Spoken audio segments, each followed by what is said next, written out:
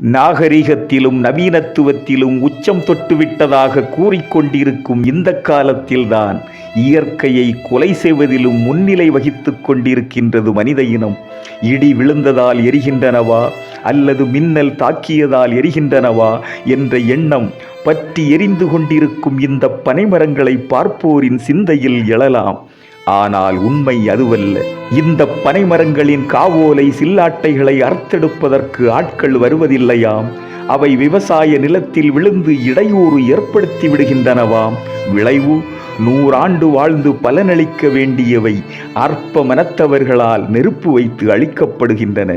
இறை உருவாய், இறை ஆலய தலமரமாய், சேரனின் மாலைகளுக்கு பூமரமாய், பெருமை மிக்க காவல் மரமாய், பண்டை தமிழர் மனம் புரிய தாலி வழங்கிய தாலிப்பனையாய், பெருந்தமிழ் இலக்கியங்களை காலங்கள் தோறும் கருவென சுமந்து வந்த தாயாயிருந்த மரங்களின் வாரிசுகள் எரிக்கப்படுகின்றன.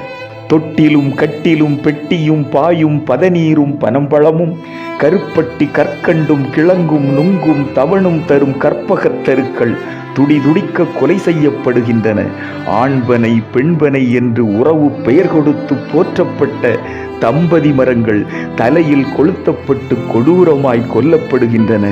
அதோ அம்மரத்தின் கொண்டையில் கூடுகட்டி குட்டி போட்டு வாழ்ந்த அணிலின் துடிதுடித்த ஓட்டம்.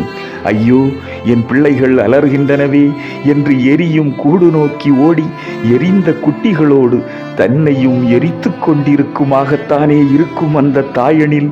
இயற்கைக்கு மாறான நச்சு உரங்களை தூவி வயல்வெளிகளில் நகர்ந்து கொண்டிருந்த நத்தைகளையும் வரப்பின் வளைகளில் வாழ்ந்து கொண்டிருந்த நண்டுகளையும் தற்பொழுது அழிவு பாதைக்கு அனுப்பி கொண்டிருப்பதைப் போல பல்லாயிரம் உயிரின வகைகளை ஏற்கனவே முற்றிலும் அழித்துவிட்ட மனித இனம் தன் அழிவிற்கும் தடம் அமைத்து கொண்டிருக்கிறது என்ற ஆய்வாளர்களின் கருத்து வேதனையான உண்மையென்றே தோன்றுகின்றது.